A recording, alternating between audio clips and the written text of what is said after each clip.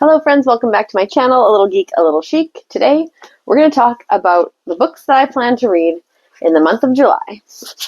So grab yourself your beverage of choice, and let's talk books.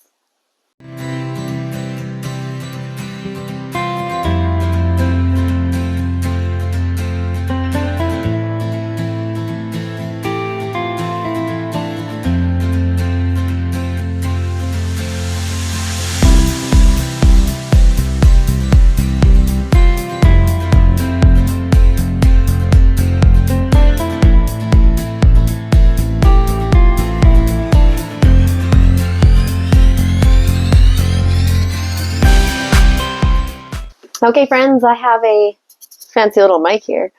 There's really no good place to put the mic when you're wearing a crew neck. I had it for my last video. This is going to be like my second or third video using this mic, so hopefully it's good. And the sound quality is a little bit better for you guys. But let's get started. So in June, I only read 3 books, so take that as you will. It was a rough reading month for me. I'm hoping that July's better. I'm really getting in the groove of my summer reads. I really just want to sit on a deck with my sunscreen on, obviously, and having a cocktail or a coffee or an iced coffee and just reading books. That is my dream. That is what I want. That is everything I always want for the summer. And this summer is no different than the rest of them have been. So I have 6 books for the month of July that I'm hoping to get to. The first one, they're in no particular order. I'll just read them as I pick them up here. The first one's one I've already started, and I just started it like a day or two ago. So this is A Thousand Boy Kisses by Tilly Cole. It follows Poppy and Rune, and I guess the premise is Poppy and Rune are best friends since the age of like 8. They are eternally and infinity best friends, as they say, and potentially more. Rune and Poppy have each other's hearts until Rune has to, in the first like 2 chapters, so no surprise, move back to Oslo, Norway, from the United States. And because his dad got a job, and they had just moved there when he was 8, and he met Poppy, and they were friends, and then now he has to move back, and I guess later on he comes back, but neither of them is quite the same, and they have some secrets and stuff that come out that has happened to them since the other ones left, and it's just a gut-wrenching book. The first like 50 pages, we already have like someone passing away that's close to one of the characters, and I'm like, oh, you're right in the feels. But I've heard it's a tearjerker, so I'm just waiting for that. I'm 50 pages in. I'm going to read more of this today. Hopefully get this done in the next day or so, and then I can start on another book for July. And the next book that I'm going to pick up, I actually have a digital copy, and that is Nora Goes Off Script. So this is about Nora, and she is a screenplay writer for television, I think, or movies. And her husband up and leaves her and the kids, and so she writes about it and writes a screenplay TV show based on her life, basically. And she's just gonna get back at him by making writing this great story, and it gets picked up, which she doesn't expect. And it gets picked up to film at her house, and it gets picked up to film with the most attractive bachelor in Hollywood as her ne'er-do-well ex-husband, and then maybe something more ensues. As the filming wraps up, I guess he decides he wants to stay for a week longer and offers to pay her per day to let him room with her at this house. And so let's see what happens. I'm interested. I have never read an Annabelle Monaghan. Is that how you pronounce it? Monaghan? I don't know. I'm sorry if I butchered your last name, but I have never read one of her books.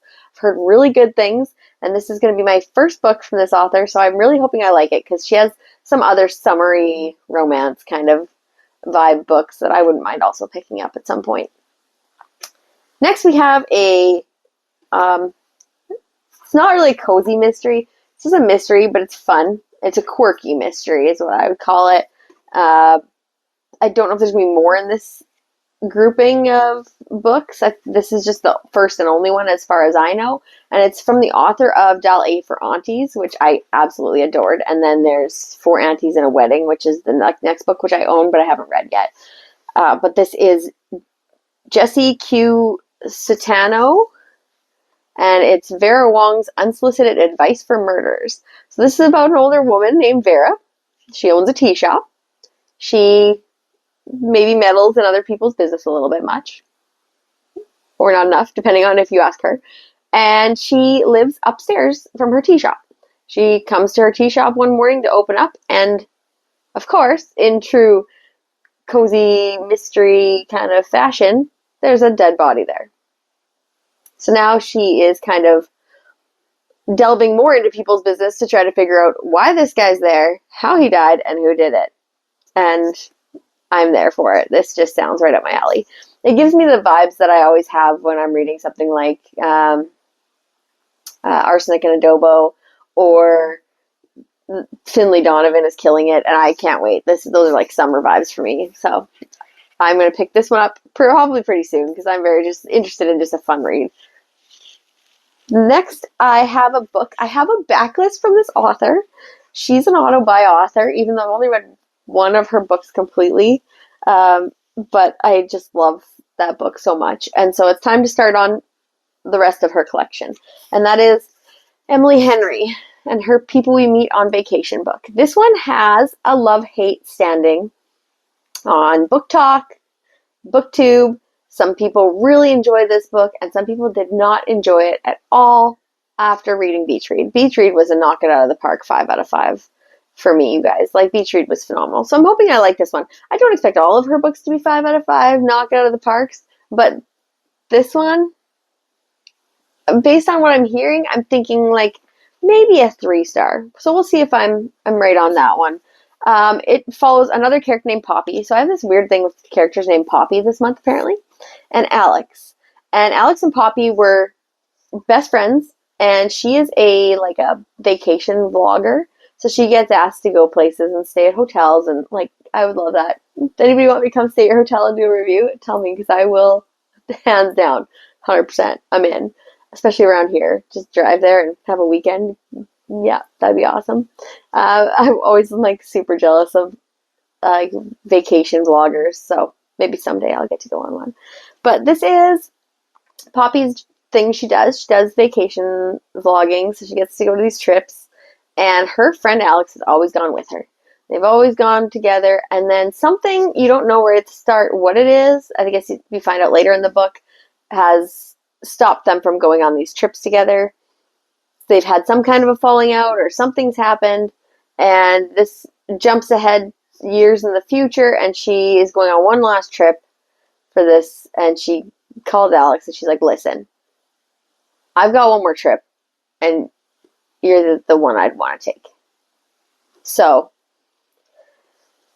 then they go together, and I guess you get to kind of find out what happened. So this book is on the list for summer. It gives me this beachy summer vibes too to pick up. I'm hoping I really like it.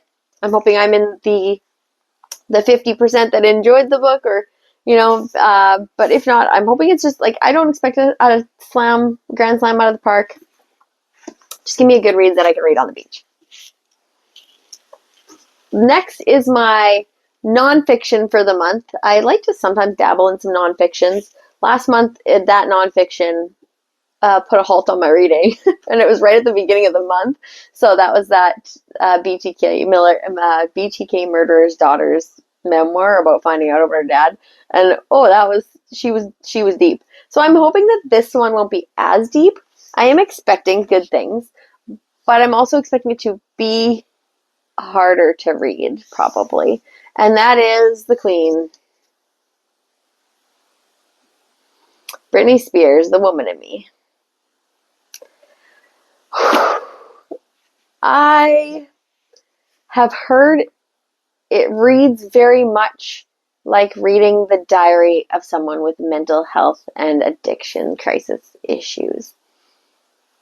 So on that note, I know there will be depth, and I know it will probably be harder.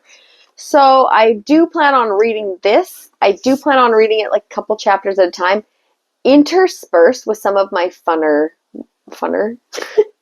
my more entertaining, potentially lighthearted, that would be the term, summary reads. So maybe this and Nor Goes Off Script, or this and Vera Wang, something to make it not so deep. Who knows? Maybe I'll pick this up and I will just fly through it. Like I did, my favorite nonfiction book of all time was A House in the Sky by Amanda Lindhowe. If you haven't read that book, please read it. It is absolutely amazing and gripping. And I just flew through that book. I've read it like 3 times. And I think that her story is crazy good. So this is what it looks like. If you haven't read it, pick it up. Do yourself a favor. Like, you're welcome. Holy cow. Her testament to strength is crazy. She was a journalist who lived in Canada, from Canada, and was abducted when she was by the, I can't remember which terrorist group it was that took her, and she was held hostage for a long time until she got back to Canada. And it is her writing about it. She's just so eloquent, and like the way that she writes is just so digestible. So I recommend it. I'm hoping that's what this will be like. That is my goal. So fingers crossed that I like this one, because I like a good Britney Spears moment. Whose side am I on? Team Justin, Team Britney? Don't know until I read the book. I don't know that I'll pick a side. It's their life, their drama, but sure is fun to read about.